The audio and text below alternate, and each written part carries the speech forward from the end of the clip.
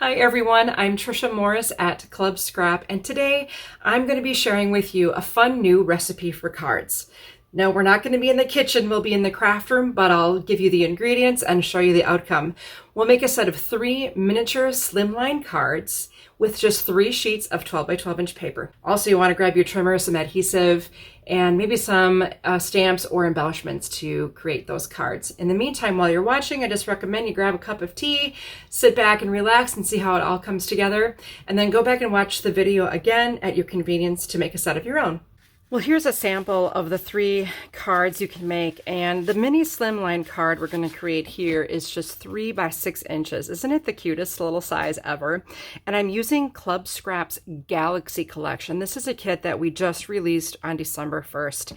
And you know, one of the challenges you would have if you made this card is, where do I find the right sized envelopes? So the good news is that this formula that I'm going to share with you not only makes the 3 cards, but also the 3 perfectly sized envelopes. So once you make your card, you can just slide it right on in and hand it off or drop it in the mail. To get started, I am using 3 sheets of paper, again from that Galaxy collection. I'm using the teal, the purple, and then the print from our card kit. So every month we design a full collection of both a page kit and a card kit centered around that theme. So this was Galaxy.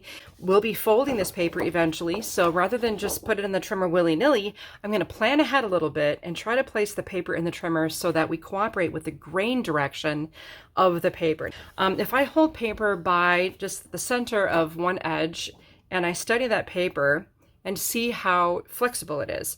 Now if I rotate one turn for that paper and this way, do you see how the paper dips down so much further?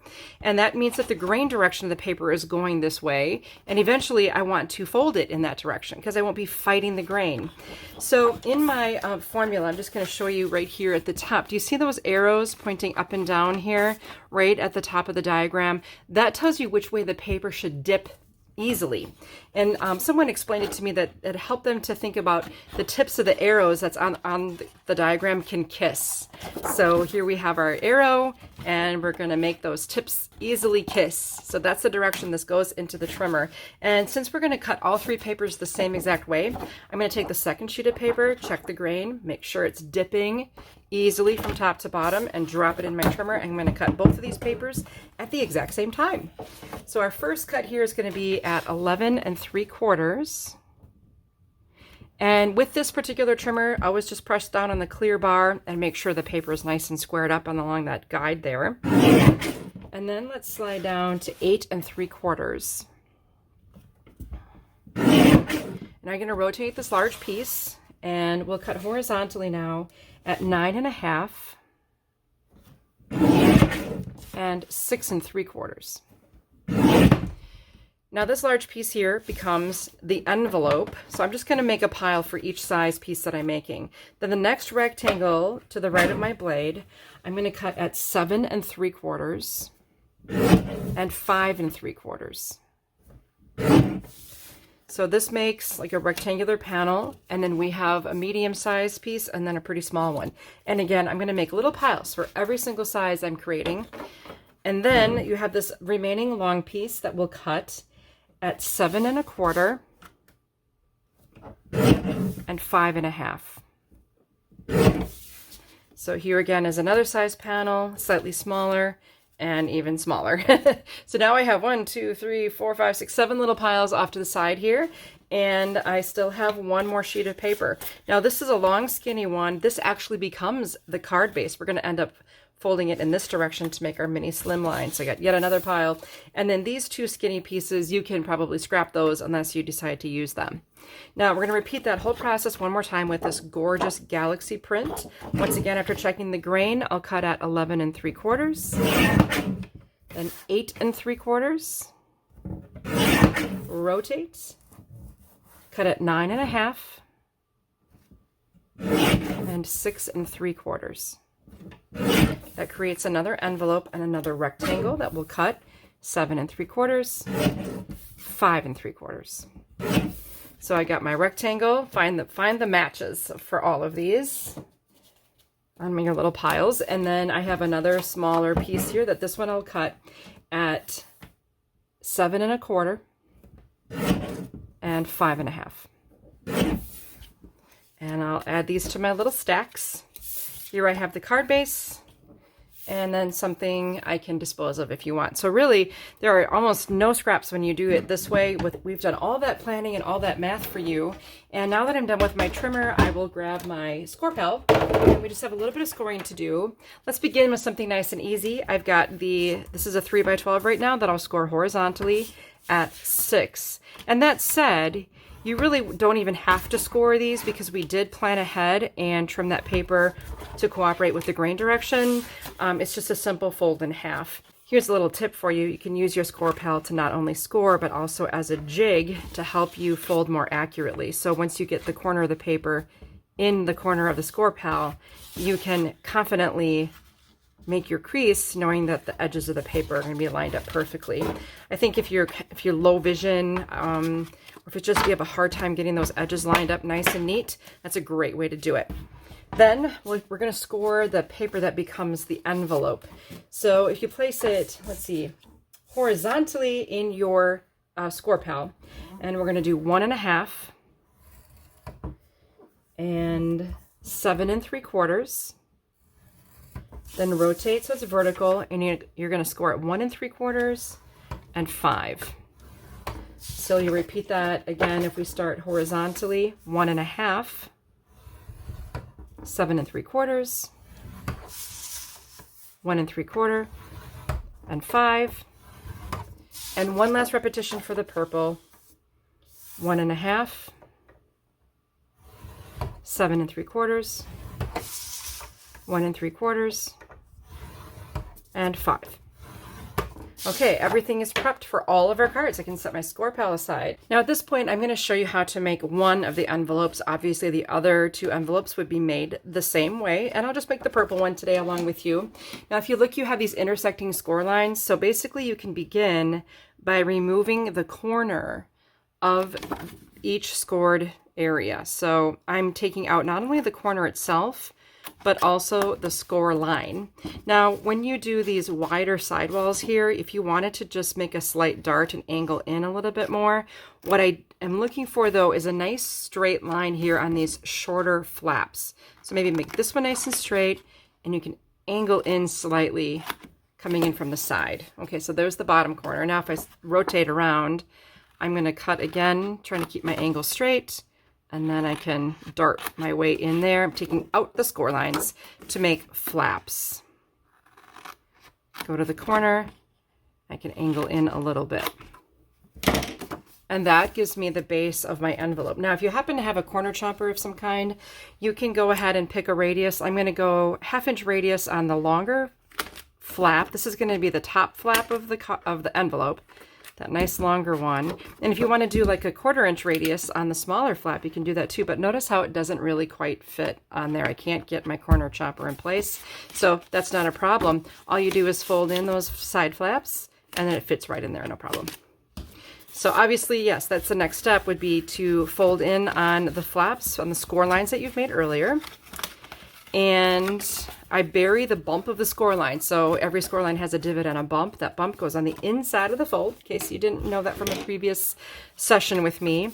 Next, I'm going to take one of these longer flaps, and I'll run my tip of a needle tip applicator filled with bookbinding glue along that seam right on the top. Before I close anything, I'm just going to make sure this side gets a nice tiny little application of glue as well. Stick pretty close to the edge there, but when I combine these up, I've got a nice adhesion for my center seam of the envelope. Now, you've got the long flap that I want to have at the top, and then I'm going to have the shorter flap down at the bottom. So again, with my bookbinding glue, I'll just run around there, and that's going to seal beautifully. It'll hold very, very well. It's a nice sturdy envelope, and it's going to perfectly hold a 3x6 mini slimline card. So of course you'd follow the same steps with the other 2 envelope papers. Now we have our card bases. So this part is, you can be as creative as you want with the color distribution. If you wanted to make 4 cards, you would use 4 sheets of paper. You'd get 4 envelopes in 4 different colors, but it works really well with 3. So those are the 3 card bases. Now I'm going to find the panel that's the next size larger. So that's my larger rectangles. And basically what I do is say, all right, this is purple here. So the panel that I put on this card first, can be purple. Now this was a print, so I'll put the print here, and then this was teal. So I'm just circulating the colors on through. So here's my purple here, so I'll add one to the next card, print, and then teal. So now I have all these wonderful layers that I can work with. Next, I have these medium and smaller rectangular panels. So I'm going to do the same exact thing. I'll go print, teal, purple, and then the print will go here, and then teal, purple. So you just keep rotating around until you're happy with how the colors have been distributed.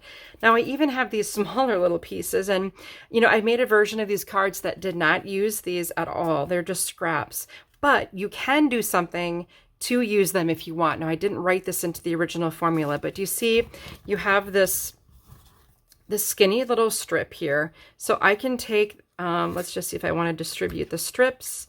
They're going to be the same width as the larger panel on the card. I'm going to do that and then that. Now these actually are the right width, but they're a little long. So if I just trim this piece to 3/4 of an inch wide, I can use it. So I'm going to show you how I do that. I know a lot of you would think, oh, that's such a big trimmer to create such a little piece, but it's very easy. If you just bring it into the trimmer, you find your 3/4 of an inch, and you have the ability to stabilize the paper safely by pushing down on that clear bar and just give that a slice. In fact, I can do 2 at a time with these last 2. And again, this is a bonus cut. You don't have to make this cut, only if you want to be able to nest a little sentiment onto your card. So this way, I even get several chances to stamp successfully if I wanted to. So now I can take some of these sentiments here and distribute them onto the card. So I have everything laid out now, and let's just go ahead and finish one of these cards together. At Club Scrap, we come up with a beautiful sheet of photopolymer clear stamps every month that coordinate with our collection.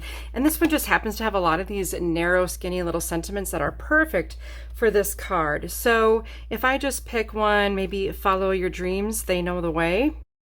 Now before I stamp this onto that strip, I just want to make sure I get it mounted nice and level. So with this dust blotter here, I'm going to place the image down so I can read it. It's going to be level right on the grid of the pad. Then I'm going to come in with my, this is kind of a dirty mounting block, and just line up the grid on the block with the grid on the blotter. And now I know the image is perfectly level. Then I plan to emboss this just because it's a dark color, so I will add some anti-static to this, and I'm just going to come in with our white pigment ink so I can see that I've stamped nicely, and this is going to work great with my embossing powder. So I've got my sentiment here. Then if I place this on a grid, when I go and stamp on it, it's going to be nice and level and centered as well. Great. So I will take some of my powder and sprinkle it onto my piece, even though it's quite small. Got a nice crisp image there, and then I will hold it with tweezers and heat set. And that turned out really nice after I melted the powder. So now I can kind of do the same thing here with this larger image, and I'm going to again come in with my white pigment ink. And obviously it's a big image and it's a little panel. That's totally okay. I can get essence of big image on my little panel. Keep that in mind. Like, never limit the size of panel you can stamp onto just because it's a little on the small side. It doesn't mean you can't use a portion of a larger image. And then you can heat set this as well.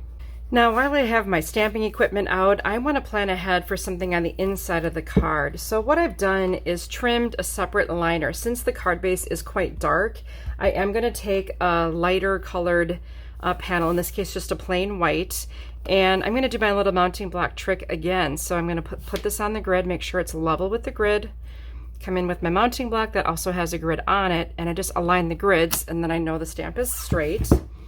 And I'm going to add some nice black ink to this stamp. And then with my paper level here, I can come in and stamp my sentiment. Look at the stars, look how they shine for you. Nice. I just like to get it right the first and only time, right? And then I have one other fun image. I'm going to ink this little burst of light with some yellow.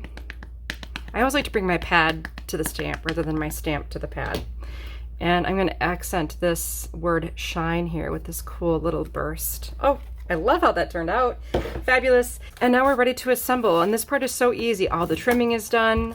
All of the stamping is done. And if it were me, I would do all that stamping at the same time for all 3 cards, or however many batch of cards you're making. It's just like cookies. You can make cookies 1 dozen at a time, or you can make a triple batch, a quadruple batch, whatever you want, and get a lot of card making done very efficiently. So now I have my layers, my panels all layered nicely on my card base, and I can add my little piece of art.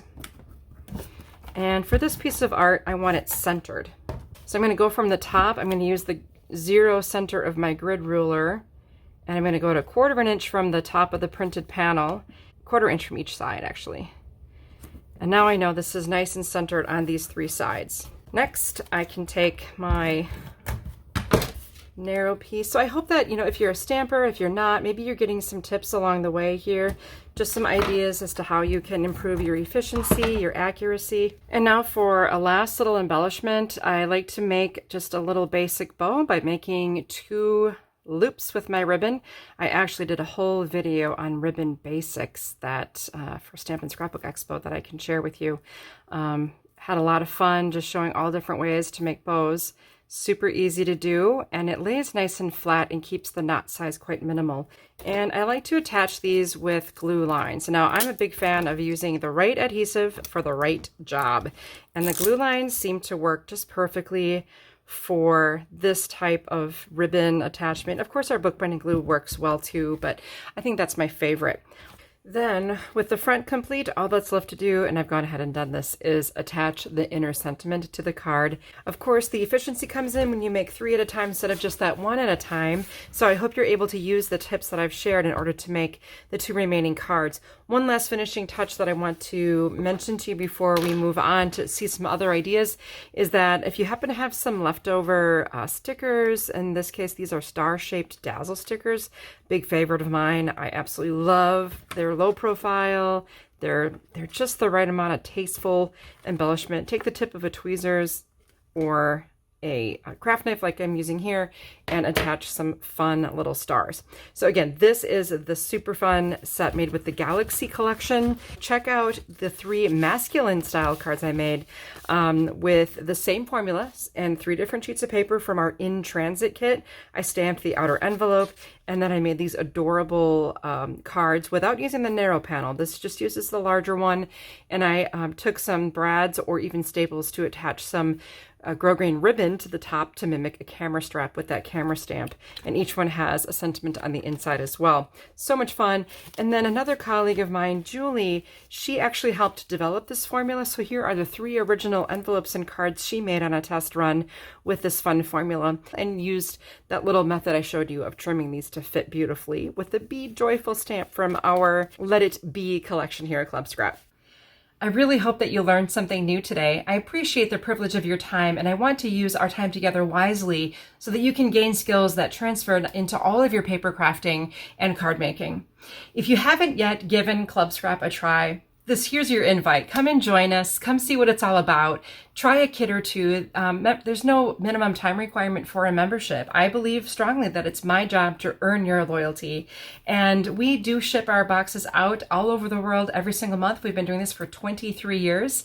And we do have that beautiful Galaxy card kit available now if you join this month. So in our card kits, we actually make a full dozen cards, and our kits do include the envelopes. So this is the pile of cards that our members made this month in December, and you can join our members as well.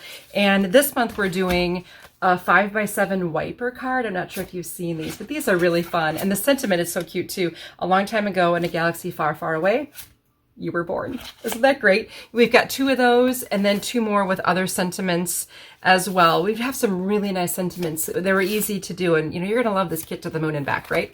We also are making a regular Slimline card. This is 3.5 by 8.5. We're making 4 of those, and then we're also making a simple single folded A2, 4 of those as well. And all of our cards come with both the inside and outside ready to go. If you like to stamp, you just flip over the pre-prepared panel and flip it over, and you can stamp whatever you want on the other side. I won't have you just follow written instructions to figure all of this out, although I do provide them. You're also going to be able to participate in a monthly workshop video that I will lead to help you use everything we send in that box. So join us. We'd love to have you, and I look forward to seeing you again soon.